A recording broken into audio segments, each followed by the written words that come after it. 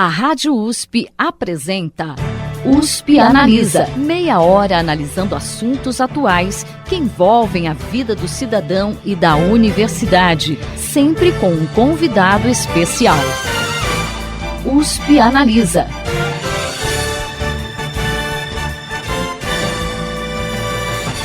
Para muitos estudantes do ensino básico, a matemática é algo cansativo e pouco interessante. Mas muitas iniciativas estão contribuindo para acabar com essa imagem, como a Matemanica, que é um canal no YouTube conduzido pela ex-aluna do Instituto de Matemática e Estatística da USP, Júlia Jacoldi. E é com ela que o USP Analisa de hoje vai bater um papo sobre a matemática e o interesse dos jovens por ela. Júlia, seja bem-vinda ao USP Analisa. Muito obrigada, é um prazer estar aqui. Prazer o nosso. Júlia, como que você definiria o que é a matemática? A gente já começou com uma pergunta difícil, né? Nossa especialidade. Eu acho que, na verdade, falar o que é matemática é complicado mesmo. Inclusive, há grandes grupos de pessoas que defendem que matemática é uma ciência, há um grande grupo de pessoas que defendem que ela é uma linguagem, tem pessoas que, inclusive, nem pretendem ir por esse viés de... Elas dizem mais que matemática é como uma ciência dos padrões, enfim... Matemática pode ser muita coisa, e eu confesso que eu não sei ainda o que é matemática pra mim. Você ainda está descobrindo o que é matemática. Com certeza. E como, assim, a gente percebe pelo jeito que você fala, né, que você é uma apaixonada pela matemática. Como que você rebate aquela frase que a gente ouve de muitos estudantes do ensino básico? Para que eu estudo matemática? Bom, de novo, a gente pode ir por vários vieses, né, para responder essa pergunta. O que eu mais gosto é pensar que, na verdade, filosoficamente falando, a matemática é inútil, né? Se você for pensar no nosso dia a dia, na nossa rotina, a gente usa matemática quando está no celular, mas é muito pobre eu dizer para o meu aluno que ele precisa saber matemática porque o celular dele usa matemática. Isso fica muito distante. E é algo que se reflete dentro do meu canal também, porque eu não falo de uma matemática aplicada, eu falo de uma matemática pura, que chega até soar como desinteressante para algumas pessoas mesmo. Mas essa matemática inútil é a que me brilha os olhos, é o que eu gosto de aprender. E aí eu rebato essa pergunta perguntando: por que não aprender matemática? Se a gente tem um cérebro capaz de estudar matemática, por que rejeitar estudar matemática? Assim como qualquer outra disciplina. E por que a gente pergunta isso só para matemática? Exatamente. Então, eu vou mais para esse viés. Ela de fato é inútil, mas a beleza na inutilidade da matemática. E antes da gente entrar nessa beleza da matemática, conta pra gente como é que surgiu essa ideia de montar um canal no YouTube para falar especificamente sobre a matemática. Então, eu sou formada em licenciatura lá pela USP, como você já disse, e eu tive uma grande carga horária de estágio. Então, eu tinha uma rotina em que eu entrava numa escola, conhecia professores, conhecia a coordenação, alunos, dava 6 meses e eu ia embora. E isso me incomodava muito, porque você cria laços, você reconhece o contexto daquela escola, daquelas pessoas, e você quer continuar mantendo esse contato. Esse foi o primeiro despertar. Então eu queria continuar mantendo contato com as pessoas, falando sobre matemática. E aí depois eu fiz um intercâmbio dentro da minha graduação e eu conheci mais pessoas que eu achava incrível conversar sobre matemática, meus amigos dentro da faculdade, meus professores, enfim. E aí eu comecei a sentir uma necessidade de ter um espaço em que a gente continuasse discutindo matemática. E no início é muito engraçado, porque eu nem sabia o que era YouTube. Eu comecei a aprender o que era YouTube fazendo YouTube. Então foi a partir de soltar o primeiro vídeo que eu comecei a entender o que era uma comunidade, qual era a potência da plataforma, aonde eu conseguia levar a matemática por meio de vídeos. E aí teve uma série de mudanças ao longo do tempo, porque, enfim, eu comecei só na vontade e depois que eu fui entendendo onde eu estava me enfiando e o que eu estava fazendo.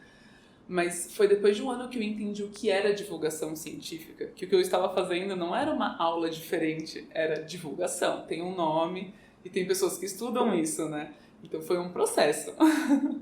E assim, no seu canal você diz que, voltando, né, naquela questão, você diz que você quer mostrar a matemática como forma de arte. Aí eu te pergunto, como é que a matemática pode ser uma forma de arte? Porque quando a gente pensa em matemática, a gente pensa, né, a gente que é leigo, né, eu falo isso como jornalista. Então a gente que é leigo, a gente pensa em matemática, números, ponto. Como que a matemática pode ser uma forma de arte? Show. Eu acho que a primeira coisa que a gente tenta desconstruir mesmo no canal é que matemática é só números. Números não é matemática? Sim, mas matemática não é só números, né? Não é um 6 somente C, aí tem uma gama muito maior que a gente envolve a matemática. Eu acho que o meu grande papel é mostrar essa matemática de perguntas, né, filosoficamente falando, inúteis, mas conseguir convencer as pessoas de que isso também é legal. Então, assim como a arte, que é algo que a gente aprecia, como é algo que está ali para fazer a gente se incomodar, se questionar, reviver passados e tudo mais, a matemática, para mim, ela é isso hoje. Então, ela é um espaço em que a gente pode questionar, ela é um espaço onde a gente pode se maravilhar e estudar e melhorar e sempre, enfim, continuar estudando ela. E, assim, você comentou, né, que você é formada em matemática. Qual que é a tua opinião sobre a forma como a matemática é apresentada pelos professores hoje, né, em sala de aula, para os estudantes de ensino fundamental e médio? Você acha que a gente está acabando com a curiosidade dos nossos alunos? Acabando no sentido, assim, de destruir mesmo, não de matar a curiosidade, né, que eles têm em relação a esse assunto. É um assunto bem delicado. Polêmico. Muito polêmico, porque o ensino do jeito que ele é hoje, ele não é personalizado, né? Então ele tem um modelo que atende algumas pessoas, mas ele não atende todo mundo. Então surge espaço para questionar se a forma que ela é dada é interessante ou não, né? Para mim foi interessante, né? Para mim me instigou para que eu continuasse fazendo matemática, mas eu sei que para um monte de gente que não. Então são as coisas que a gente tem que repensar. Eu acho que algo que eu penso muito é por que a gente não ensina matemática da forma que a gente estuda de fato, os acadêmicos estudam matemática. Porque da forma que a gente é apresentado a ela na escola, a gente vê uma matemática que parece que ela já está pronta, que já está todas as perguntas resolvidas. E não é verdade. Porque na universidade você entende como se chegam aquelas fórmulas que a gente vê. Exatamente. E aí a minha pergunta é, parece que o meu professor, ele sabia tudo, mas na verdade ele só tinha tentado muito de várias formas diferentes e aí ele estava ali mostrando um resuminho de tudo que ele estudou, ou de que um matemático há muito tempo atrás, ou pouco tempo atrás, estudou. Então a gente não mostra como que a matemática é desenvolvida, isso parece que é um passe de mágica, mas não, exige muito esforço, exige muita dedicação. Então eu fico me questionando por que a gente não apresenta a matemática da maneira que a matemática realmente é feita na academia, né? Eu acho que é um viés, é o que faz muitos círculos de matemática que iniciaram na Rússia, hoje tem muito nos Estados Unidos e aos poucos isso vai se difundindo para o mundo. A internet pode ser uma ajuda nesse caso para mudar um pouco essa estrutura de ensino que a gente tem? Com certeza, porque você vê outras pessoas apresentando aquele mesmo conceito de várias maneiras diferentes, então democratiza. E, assim, o que você acha que a gente precisaria mudar na formação ou no perfil, né, de quem faz licenciatura em matemática ou, de repente, na própria escola mesmo, né, na própria estrutura da escola, próprio projeto pedagógico, essas coisas, para que os estudantes do ensino básico se interessem mais pela matemática? Ou, pelo menos, não tenham essa rejeição? É algo muito delicado também, porque quando a gente pega um currículo, é muito diferente os currículos de licenciatura em matemática, tanto numa faculdade pública, numa faculdade particular, dependendo da região onde essa universidade se encontra, mas eu acho que há um grande buraco entre a matemática e a educação, nesse sentido. Então, na minha formação, eu tive muitas disciplinas puramente de matemática e eu tive muitas disciplinas puramente de educação, mas esse mix, né, onde que a gente encontra essa educação matemática? Eu acho que isso ainda está um pouco perdido, né? Acho que talvez repensar um pouco no que é escola, quem a gente quer formar, para depois pensar em quais são os profissionais e como a gente quer formar esses profissionais, são perguntas anteriores que a gente precisa fazer. Bom, você está um canal de YouTube, você tem contato, né, com o seu público, você acha que mudou bastante o perfil do aluno? Porque você foi aluno em uma determinada época, né? Hoje a gente vê a chamada geração Z, né, e eles têm um perfil bastante diferente. Você acha que isso também influencia na forma como eles percebem a matemática? Acredito que sim. Acredito que sim. Até a forma que a informação é procurada hoje, né? A gente vê que com a internet eles não têm só o professor dentro de sala de aula, eles têm mais espaço. Eu acho que o papel do professor hoje também pode ser colocado como uma pessoa que não só dá o conhecimento ou apresenta o conhecimento, mas uma pessoa que ensina esse aluno a buscar a informação por ele mesmo. Então, eu acho que a internet ajuda muito nesse sentido, porque ela é muito mais fácil de ter numa escola, tem, enfim, não tem questões de espaços físicos, né? É muito mais fácil disso acontecer hoje. O professor seria mais um tutor, por exemplo? Sim, e conseguir, porque a gente tem muita informação, a gente gera muita informação, mas como saber ler que essa informação é relevante ou saber que essa informação você pode confiar ou não, né? Eu acho que isso é uma parte da nossa educação hoje, que é educar esse aluno digitalmente também. Principalmente com tantas fake news, né, que a gente vê por aí, até mesmo dentro da ciência como um todo, né? Sim, sim. Bacana. E, bom, você faz parte de uma categoria, né, chamada os edutubers, e que são os youtubers, né, que estão à frente aí de canais ligados à educação. Nessa categoria estão, inclusive, muitos professores.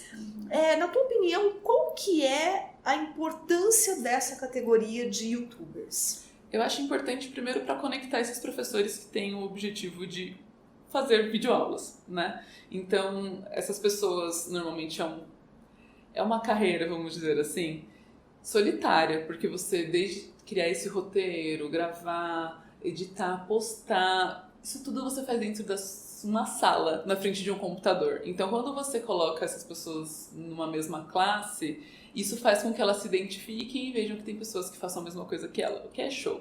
Eu acho que um segundo ponto muito importante é você conseguir fazer um filtro de conteúdo de qualidade. Então, conseguir dizer que dentro desse selo, você pode confiar nessas informações. Esses vídeos estão sendo produzidos com compromisso com a ciência, né, com a educação e tudo mais. Então, eu acho que isso é muito importante. E é bom porque eles mesmos trocam experiências. Com certeza, com certeza. E, assim, você acha que, por a gente ver muitos professores indo por essa categoria, de repente essa vai ser uma competência que vai ser exigida do professor no futuro? Acho que não. Acho que é uma aliada, mas não é necessário. Tem professores que não se identificam e tá tudo bem, né? Como tem professores que hoje não se identificam mais com dentro da sala de aula, só se identificam com esse. É isso, acho que são opções que a gente abre. O importante é a diversidade. Exatamente. Bacana. E em um dos vídeos do seu canal, você fez uma entrevista com os medalhistas os medalhistas de ouro, né, da OBMEP, que é a Olimpíada Brasileira de Matemática das Escolas Públicas. Que impacto você percebe que a OBMEP, né, e até mesmo outras Olimpíadas Científicas em geral, tem na vida do estudante? Eu acho que é muito importante por vários fatores. O principal deles é mostrar uma matemática além dos números e uma matemática além dos algoritmos, né? Principalmente os medalhistas de ouro, eles têm um projeto depois que eles vão ter aula de uma iniciação científica júnior dentro de uma universidade. Essas oportunidades são muito interessantes, eu acho legal. Inclusive, vários dos meus amigos na universidade vinham, né, originais de uma Olimpíada, assim, isso é bem interessante. Mas eu não acho que ver as Olimpíadas como o único, exclusivo salvador da matemática, eu acho isso ainda uma questão delicada.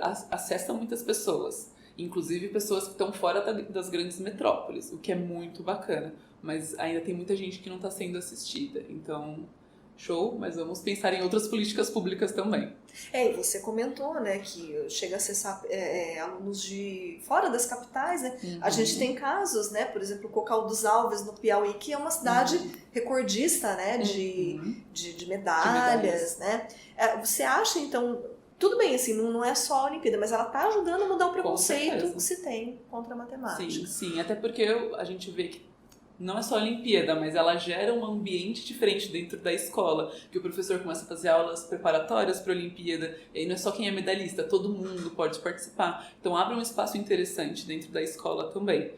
Mas é isso, eu acho que tem um papel importante, mas a gente não pode olhar para a Olimpíada como a salvação. A gente precisa ter outras políticas públicas dentro da escola também. Que outras políticas públicas, por exemplo, você pensa? O aluno que não quer participar de uma prova, ele vai para onde? Né? Ele não está sendo assistido. Esse aluno que talvez ele não queira participar de uma competição e tudo mais, mas ele pode, por exemplo, gerar conteúdos mais interdisciplinares ou, enfim, pesquisa de fato.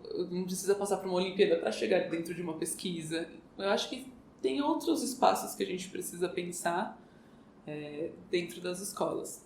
Até mesmo você falou disso como produtores de conteúdo, né? De repente até alguma forma de estimular eles a irem para a internet e produzir conteúdo, por exemplo, eles se tornarem youtubers de matemática, Sim. Por que não? Por que não? Bacana. E, bom, no topo da página do seu canal você tem uma frase muito interessante que diz o seguinte: por uma educação que nos ajude a pensar e não nos ensine a obedecer. Você acha que a educação brasileira, em sua maior parte, ainda está um pouco longe desse pensamento? Eu acho que justamente esse professor que está sendo formado para passar o conhecimento e não formado para poder fazer com que o aluno seja de fato um protagonista da própria educação dele, ou que faça com que ele saiba pesquisar com seriedade algum assunto, ou que ele consiga se aprofundar em um assunto determinado. Eu vejo um aluno muito passivo dentro da sala de aula hoje. E eu acho que a gente ainda precisa de muito chão para construir uma educação diferente. Te assusta, assim, a perspectiva desse aluno, se ele for se tornar um professor, ele vai se tornar um professor passivo? Não, eu não sei se eu posso dizer isso, porque isso vai depender muito da formação que ele tiver. Eu acho que não necessariamente pessoas que se formam no mesmo lugar vão ter o mesmo tipo de prática também. Isso depende muito dos professores que você tem, dos alunos seus colegas de trabalho, os lugares que você frequenta. Eu acho que depende de muitas variáveis. Mas eu tenho receio em estar formando uma geração de pessoas passivas no sentido de pesquisas a informações de maneira mais fiel, assim. Ou pelo menos questionadora, né? Olhar uma pesquisa e falar, será que isso daqui tá certo mesmo? Para os dois lados, né? E se conseguir achar argumentos suficientes para ficar de um lado ou de outro. Ainda mais hoje em dia que a gente tem aí uma certa briga em relação à ciência, né? A gente está vendo a própria ciência cada vez com menos recursos, né? Sim. Te assusta essa perspectiva? Sim, eu acho que é irreversível, inclusive. Eu tenho medo de, enquanto estiver viva, não ver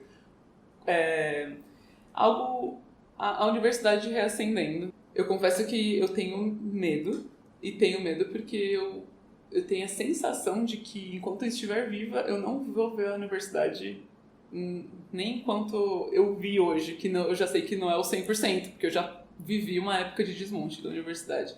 Então, eu sinto que as decisões que estão sendo tomadas hoje, elas têm ela tem uma decisão tão crucial que eu acho que eu não vou ver a universidade crescendo da forma que ela deveria estar crescendo. Acho e até mesmo a própria sociedade reconhecendo a importância da universidade, né? Sim. Bom, vamos torcer para que Mas isso não faz com que a gente não pare de lutar e não continue, né? É um cenário não favorável, mas que ele não pode desestimular a gente de continuar lutando pela universidade. Bacana, Júlia. Bom, infelizmente estamos chegando ao final da nossa entrevista.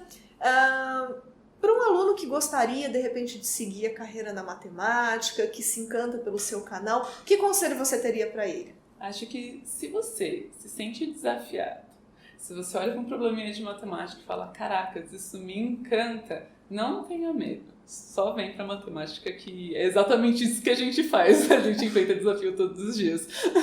Bacana, Júlia. Bom, nós conversamos hoje com a ex-aluna do Instituto de Matemática e Estatística da USP, que também é a matemaníaca, né, autora de um canal no YouTube, a Júlia Jacoude. Júlia, muito obrigada pela sua participação hoje no USP Analisa. Obrigada eu.